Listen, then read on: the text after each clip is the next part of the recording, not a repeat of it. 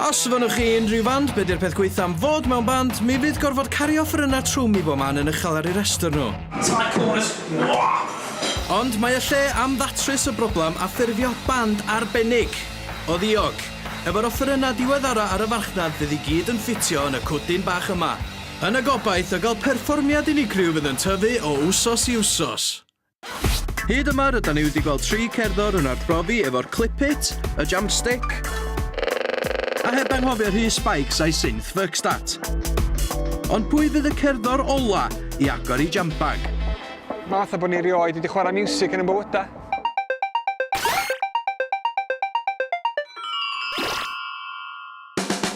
Chwaraewr allweddellau a synths y rei, band o Ddyffryn Anlle ydy Math Llwyd.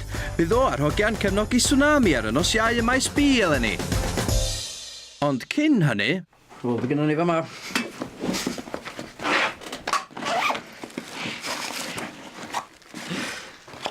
Oce. Piano gloves. Byth ti clywed am hyn o blaen. Serious. Dwi'n gwesio fan o chwarae piano yn o beth. Lle di ffendio arbenigwr arall. O, no we. Iawn.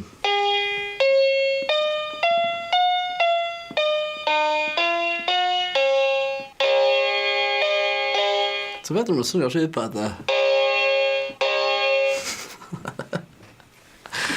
Fatha wbeth sa'ch ti gael mewn siop bint a fatha.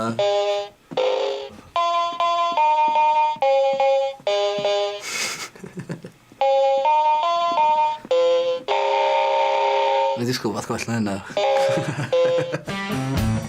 Ym mhen awr bydd Math yn ymuno ar 3 arall i gwblhau y jam, ond oes gan y lle rhywbeth gwell na'r piano gloves yn y jambag. Pocket operator. O, dwi'n actually clywed am hyn. Mae'n pretty cool. PO16 factory o beth. Melody micro synthesizer. Ta i'r piano gloves felly. No we. Ond a fydd hwn yn gwrthdaro efo synth Moog spikes. Os di hynna'n bosib. Tha tra'n neud the music efo Game Boy na beth na. Be am batrwm sydd di raglennu'n barod? Play. O, tunes. Dwi'n meddwl beth sy'n mynd ymlaen o'r sgrin a chwarae dwi'n meddwl rhywbeth yn digwydd. Dwi'n meddwl, mae'n output yna fe, so ti'n gallu plygio fe yn eitha speakers mawr. Fel arall, dwi'n meddwl sa'n neb yn clywed e. Mae'n edrych yn pretty cool, ond fydda... Dwi'n meddwl os fe'n para 5 munud mewn gig nhw'n byd. Mae'r sequencer synth PO16 Factory wedi ddilynio'n Sweden gan Teenage Engineering. Mae'r PO12 Rhythm a'r PO14 Sub yn rhan o'r un gyfres. Dwi'n meddwl dwi arfer chwarae fatha synthesizers o falle, ond dwi byth di gael gweld rhywun byd hwnna blaen da.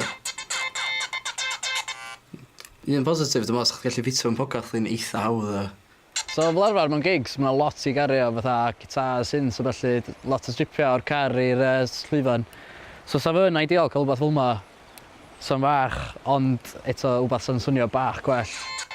Dwi'n meddwl sy'n swnio'n gret efo gitar chwaith, ond os dyn efo synth arall tebyg, ti'n gallu cael rhyw fatha glitchy kind of thing going on. Ti'n gallu bod quite cool. Gael ni spin bach o'n ei gwybod bod ni'n gallu cael allan o fe. A we. Mae'n amser i'r aelod olaf ymuno yn y jam ac i Math drio gwella sŵn diweddara y peiriant drum, y gitar a'r synth Moog. Boys.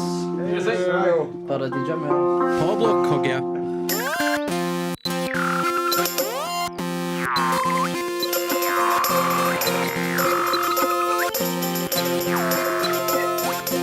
O'n i'n rili siŵr beth ddisgwyl cyn dod yma, ond dych chi wedi siomio.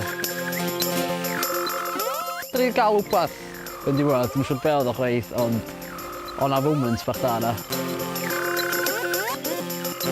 I'r diwedd oedd y peth gorau i fi, de. O'n i wedi cael hyd i'r sŵn yna, oedd bob ddim yn briliant efo.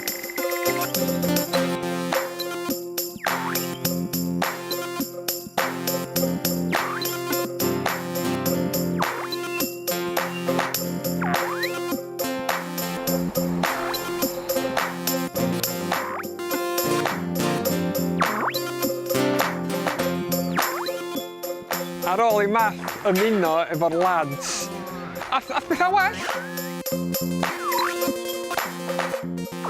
Dwi'n meddwl dat dyfodol lle, mae'n definite chance i gael pethau fel yma, cael fy syniad mor dda a band llawn, ond yn amlwg, da ni dipyn o flynyddoedd i ffwrdd yna, dan. Yr enw sy'n rhoi i'r band fysa'r Beharu T Hogyn Quartet. Da iawn math am gwella'r sefyllfa rywfaint, ond you can't polish a turd, meddwl nhw de.